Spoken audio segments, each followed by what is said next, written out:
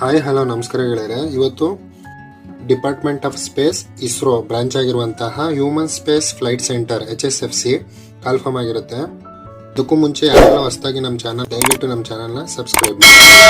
ನಮ್ಮ ದೇವನಹಳ್ಳಿಯಲ್ಲಿ ಲೊಕೇಟ್ ಆಗಿರುವಂತಹ ಇಸ್ರೋಗೆ ಒಂದು ಹುದ್ದೆಗಳನ್ನ ಕಾಲ್ಫಾರ್ಮ್ ಮಾಡಿರ್ತಾರೆ. ಸೊ ಸದ್ಯಕ್ಕೆ ಇದು ಸಂಜಯ್ ನಗರ ಇಸ್ರೋ ಇರುವಂತಹ ಬ್ರಾಂಚಲ್ಲಿ ಪೋಸ್ಟಿಂಗ್ ಇರುತ್ತೆ. ಯಾವ್ಯಾವ ಹುದ್ದೆಗಳೆಲ್ಲ ಕಾಲ್ಫಾರ್ಮ್ ಆಗಿದೆ ಮತ್ತು ಅದಕ್ಕೆ ಏನೇನು ಕ್ವಾಲಿಫಿಕೇಶನ್ ಬೇಕು ಅಂತ ನೋಡೋಣ. ಮೆಕ್ಯಾನಿಕಲ್ ಪೋಸ್ಟ್ಗೆ 13 ಪೋಸ್ಟ್ ಇರುತ್ತೆ ಟೋಟಲ್ಲು. ಡಿಪ್ಲೊಮಾದಲ್ಲಿ ಮೆಕ್ಯಾನಿಕಲ್ ಇಂಜಿನಿಯರಿಂಗ್ ಆಗಿರಬೇಕು. ಇದಕ್ಕೆ ರಿಟರ್ನ್ ಟೆಸ್ಟ್ ಮತ್ತು ಸ್ಕಿಲ್ ಟೆಸ್ಟ್ ಇರುತ್ತೆ. ಎಲೆಕ್ಟ್ರಾನಿಕ್ಸ್ ಪೋಸ್ಟ್ಗೆ ಡಿಪ್ಲೊಮಾದಲ್ಲಿ ಎಲೆಕ್ಟ್ರಾನಿಕ್ಸ್ ಇಂಜಿನಿಯರಿಂಗ್ ಆಗಿರಬೇಕು. ಇದಕ್ಕೆ ರಿಟರ್ನ್ ಟೆಸ್ಟ್ ಮತ್ತು ಸ್ಕಿಲ್ ಟೆಸ್ಟ್ ಇರುತ್ತೆ. ಟೋಟಲ್ 11 ಪೋಸ್ಟ್ ಇರುತ್ತೆ ಇದಕ್ಕೆ. ಇನ್ನು ಎಲೆಕ್ಟ್ರಿಕಲ್ಗೆ 2 ಪೋಸ್ಟ್ ಇರುತ್ತೆ. ಸೊ ಡಿಪ್ಲೊಮಾದಲ್ಲಿ ಎಲೆಕ್ಟ್ರಿಕಲ್ ಇಂಜಿನಿಯರಿಂಗ್ನ ಕಂಪ್ಲೀಟ್ ಮಾಡಿರಬೇಕಾಗಿರುತ್ತೆ. ಇದಕ್ಕೂ ಕೂಡ ರಿಟರ್ನ್ ಟೆಸ್ಟ್ ಮತ್ತು ಸ್ಕಿಲ್ ಟೆಸ್ಟ್ ಇರುತ್ತೆ. ಫೋಟೋಗ್ರಫಿ ಅಥವಾ ಸಿನಿಮಾಟೋಗ್ರಫಿ ಇದಕ್ಕೆ 2 ಪೋಸ್ಟ್ ಇರುತ್ತೆ. ಡಿಪ್ಲೊಮಾದಲ್ಲಿ ಫೋಟೋಗ್ರಫಿ ಅಥವಾ ಸಿನಿಮಾಟೋಗ್ರಫಿ ಅನ್ನೋದು ಸಬ್ಜೆಕ್ಟ್ನ ನೀವು ಓದಿರಬೇಕು. ಡಿಪ್ಲೊಮಾ ಪೋಸ್ಟ್ಗೆ ಎಲ್ಲದಕ್ಕೂ ಸ್ಕಿಲ್ ಟೆಸ್ಟ್ ಮತ್ತು ರಿಟರ್ನ್ ಟೆಸ್ಟ್ 2 ಕೂಡ ಇರುತ್ತೆ. ಮೈಕ್ರೋಬಯಾಲಜಿ ಇದಕ್ಕೆ 1 ಪೋಸ್ಟ್ ಇರುತ್ತೆ EWSಗೆ ಮಾತ್ರ. ಸೊ BScಯಲ್ಲಿ ಮೈಕ್ರೋಬಯಾಲಜಿನ ಸ್ಟಡಿ ಮಾಡಿರಬೇಕು. ಇದಕ್ಕೆ ರಿಟರ್ನ್ ಟೆಸ್ಟ್ ಮತ್ತು ಸ್ಕಿಲ್ ಟೆಸ್ಟ್ ಇರುತ್ತೆ. ಇನ್ನು ನಾವೇನು ನೋಡ್ತೀವಿ ಇದೆಲ್ಲ ಬಂದು ITI ಮೇಲೆ ಇರುತ್ತೆ. ಫಿಟ್ಟರ್ಗೆ 22 ಪೋಸ್ಟ್ ಇರುತ್ತೆ. ಇದಕ್ಕೆ ITIಯಲ್ಲಿ ನೀವು ಫಿಟ್ಟರ್ನ ಪಾಸ್ ಮಾಡಿರಬೇಕು. ಸೊ ಇದಕ್ಕೆ ಸ್ಕಿಲ್ ಟೆಸ್ಟ್ ಮತ್ತು ರಿಟರ್ನ್ ಟೆಸ್ಟ್ ಇರುತ್ತೆ. ಇನ್ನು ITIಯಲ್ಲಿ ಎಲೆಕ್ಟ್ರಾನಿಕ್ ಮೆಕ್ಯಾನಿಕ್ ಯಾರು ಕಂಪ್ಲೀಟ್ ಮಾಡಿರ್ತಾರೆ ಅವ್ರಿಗೆ 12 ಪೋಸ್ಟ್ ಇರುತ್ತೆ. AC ಆ್ಯಂಡ್ ರಿಫ್ರಿಜರೇಷನ್ ಇದಕ್ಕೆ 1 ಪೋಸ್ಟ್ ಇರುತ್ತೆ. ITIಯಲ್ಲಿ ನೀವು AC ಆ್ಯಂಡ್ ರಿಫ್ರಿಜರೇಷನ್ನ ಕಂಪ್ಲೀಟ್ ಮಾಡಿರಬೇಕು. ಇನ್ನು ವೆಲ್ಡರ್ಗೆ 2 ಪೋಸ್ಟ್ ಇರುತ್ತೆ. ITIಯಲ್ಲಿ ನೀವು ವೆಲ್ಡರ್ ಟ್ರೇಡ್ನ ಓದಿರಬೇಕು.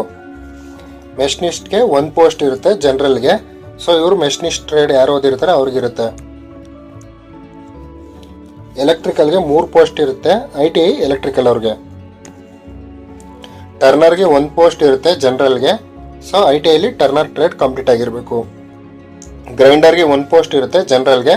ITIಯಲ್ಲಿ ಗ್ರೈಂಡರ್ ಟ್ರೇಡ್ಗೆ. ಡ್ರಾಫ್ಟ್ಮನ್ ಮೆಕ್ಯಾನಿಕಲ್ಗೆ 9 ಪೋಸ್ಟ್ ಇರುತ್ತೆ. ITIಯಲ್ಲಿ ಡ್ರಾಫ್ಟ್ಮನ್ ಮೆಕ್ಯಾನಿಕಲ್ ಟ್ರೇಡ್ನ ಓದಿರಬೇಕು. ಡ್ರಾಫ್ಟ್ಮನ್ ಸಿವಿಲ್ಗೆ ಟೋಟಲ್ 4 ಪೋಸ್ಟ್ ಇರುತ್ತೆ. ITIಯಲ್ಲಿ ಯಾರು ಡ್ರಾಫ್ಟ್ಮನ್ ಸಿವಿಲ್ ಟ್ರೇಡ್ನ ಕಂಪ್ಲೀಟ್ ಮಾಡಿರ್ತಾರೆ ಅವ್ರಿಗೆ. ಅಸಿಸ್ಟೆಂಟ್ ರಾಜ್ಭಾಷಾಗೆ 4 ಪೋಸ್ಟ್ ಇರುತ್ತೆ. ಸೊ ಇದಕ್ಕೆ ನೀವು ಡಿಗ್ರಿನ ಕಂಪ್ಲೀಟ್ ಮಾಡಿರಬೇಕು. ಸೊ ಅಸಿಸ್ಟೆಂಟ್ ರಾಜ್ಭಾಷಾ ಇದು ಬಂದು ಡಿಪಾರ್ಟ್ಮೆಂಟ್ ಆಫ್ ಸ್ಪೇಸ್ ಹೆಡ್ ಕ್ವಾರ್ಟರ್ಸ್ಗೆ 1 ಪೋಸ್ಟ್ ಕಾಲ್ಫಾರ್ಮ್ ಆಗಿರುತ್ತೆ. ಇದಕ್ಕೂ ಕೂಡ ನೀವು ಡಿಗ್ರಿ ಕಂಪ್ಲೀಟ್ ಮಾಡಿರಬೇಕು. ಇನ್ನು ನೀವು ಅಪ್ಲಿಕೇಶನ್ನ ಆನ್ಲೈನ್ ಮುಖಾಂತರ ಹಾಕ್ಬೋದಾಗಿರುತ್ತೆ. 19/9/2024ರಿಂದ 9/10/2024 ಒಳಗಡೆ ನೀವು ಅಪ್ಲಿಕೇಶನ್ ಹಾಕಬೇಕಾಗಿರುತ್ತೆ. ಡಿಗ್ರಿ ಮತ್ತು ಇಂಜಿನಿಯರಿಂಗ್ ಮೇಲೆ ಅಪ್ಲಿಕೇಶನ್ ಹಾಕೋರಿಗೆ ಫಸ್ಟ್ 750 ರೂಪಾಯಿ ಪೇ ಮಾಡಬೇಕಾಗಿರುತ್ತೆ. ಅದರಲ್ಲಿ 250 ರೂಪಾಯಿ ರೀಫಂಡ್ ಆಗಲ್ಲ. ಇನ್ನು ಮಿಕ್ಕಿದ ಅಮೌಂಟು ನೀವು ಸ್ಕಿಲ್ ಟೆಸ್ಟ್ ರಿಟರ್ನ್ ಟೆಸ್ಟ್ನ ನೀವು ಅಟೆಂಡ್ ಮಾಡಿದ್ರೆ 500 ರೂಪಾಯಿ ರಿಟರ್ನ್ ನಿಮಗೆ ರೀಫಂಡ್ ಆಗುತ್ತೆ. ಇನ್ನು SC ST PWD ex service ಮೆನ್ಗೆ ಫುಲ್ ಅಮೌಂಟು ರೀಫಂಡ್ ಆಗುತ್ತೆ. ಇನ್ನು ITI ಮೇಲೆ ಯಾರು ಅಪ್ಲಿಕೇಶನ್ ಹಾಕಿರ್ತಾರೆ ಅವ್ರಿಗೆ ಫಸ್ಟ್ 500 ರೂಪಾಯಿ ಪೇ ಮಾಡಬೇಕಾಗಿರುತ್ತೆ. ಸೊ ಯಾರೆಲ್ಲ CBT ಅಟೆಂಡ್ ಮಾಡ್ತಾರೆ ಅವ್ರಿಗೆ 100 ರೂಪಾಯಿ ಚಾರ್ಜಸ್ ಕಟ್ಟಾಗಿ 400 ರೂಪಾಯಿ ರೀಫಂಡ್ ಆಗುತ್ತೆ.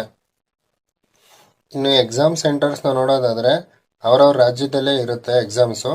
ನಮ್ಮ ಕರ್ನಾಟಕದಲ್ಲಿ ಬೆಂಗಳೂರು ಮತ್ತು ಬೆಳಗಾವಿಯಲ್ಲಿ ಎಕ್ಸಾಮ್ ಸೆಂಟರ್ಸ್ ಇರುತ್ತೆ.